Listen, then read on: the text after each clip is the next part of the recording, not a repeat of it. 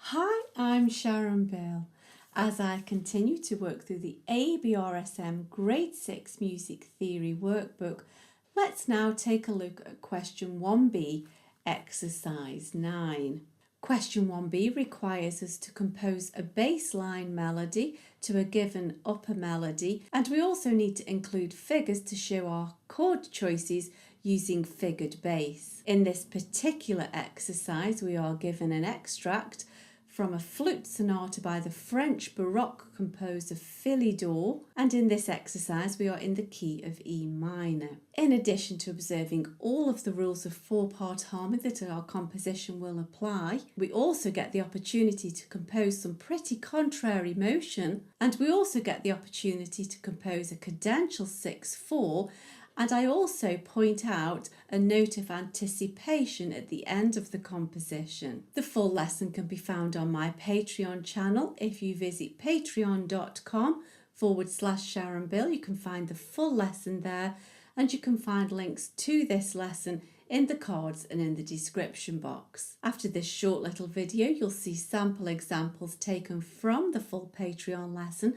showing you how I work with you note by note, bar by bar, just as if I was sitting right next to you. Everything you need to fully understand all of this advanced level music theory can be found in my Harmony and Composition textbook. This book is available from Amazon, and you can find links to this in the cards and the description box also. Enjoy your studies.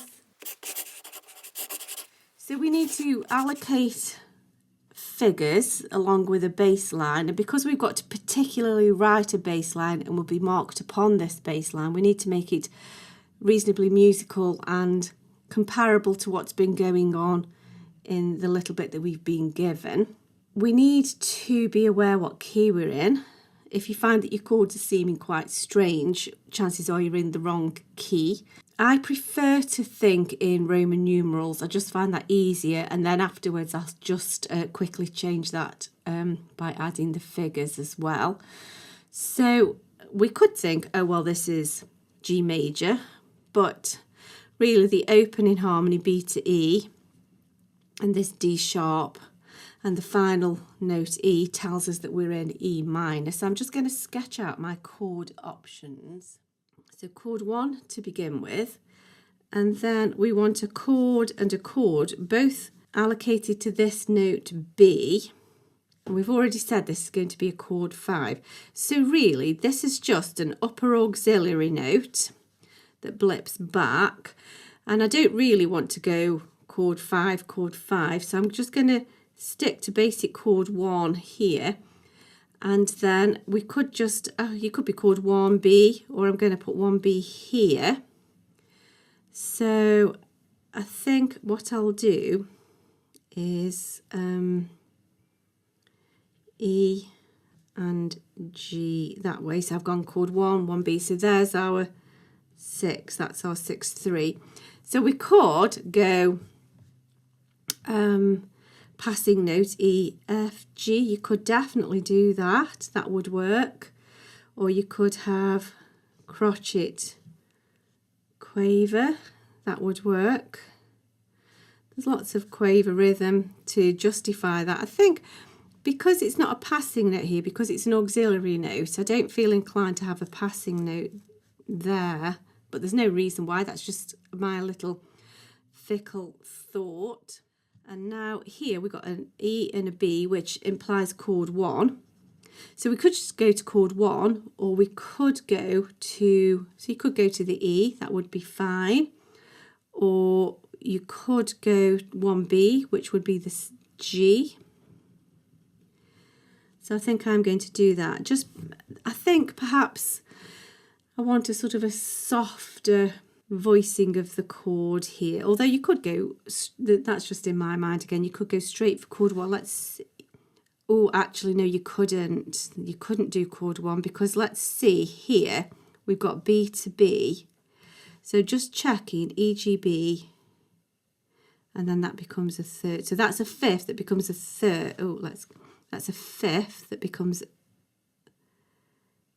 a third. octave, but then that's sort of done away. We've got an octave here.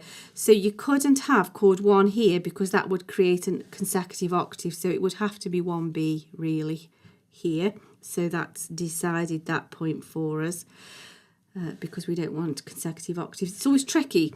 It's bad enough checking over the bar, but when the line moves on, you sort of forget to connect that these are actually next door notes and could create problems. Now, what do we have here? We've got an A, a passing note G to an F.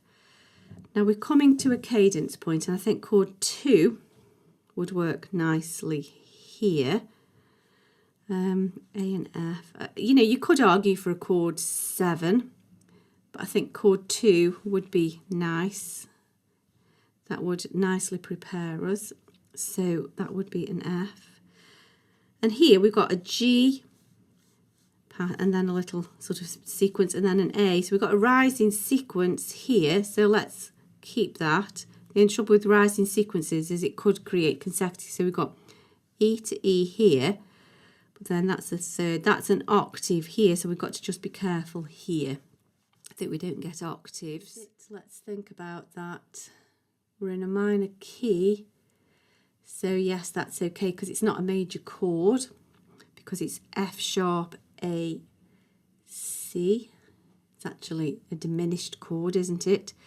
And then if we go to the B, that's very effective because contrary motion, it sort of gets rid of any potential problems. And it also is very musically pleasing. So there's our lead into 1C, 5, 1. So there shouldn't be any problems here.